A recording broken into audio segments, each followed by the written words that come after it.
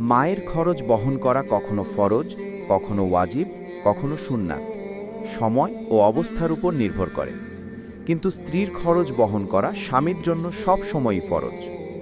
অর্থাৎ একজন স্বামীর দায়িত্ব হল যার স্ত্রীর জন্য ভরণপোষণ, সম্মান ও নিরাপত্তা নিশ্চিত করা। যেমন করে একজন বাবা তার পরিবারের দায়িত্ব পালন করেন, তেমনি একজন স্বামীরও দায়িত্ব তার স্ত্রীর প্রতি। তবে দুঃখজনক হলেও সত্য, অনেক পুরুষ এই সত্যতা ভুলে যায়।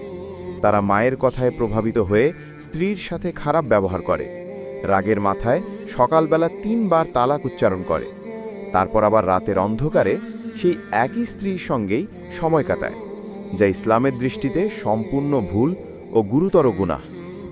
একজন সত্যিকারের মুসলমানের উচিত রাগ নিয়ন্ত্রণ করা, ন্যায় বিচার করা, আর ইসলামের বিধান অনুযায়ী স্ত্রী ও মায়ের উভয়ের অধিকার যথাযথভাবে আদায় করা। আল্লাহ তাআলা বলেন, তোমরা তাদের সাথে সুন্দরভাবে বসবাস করো। সূরা আন-নিসা ১৯ নম্বর আয়াত।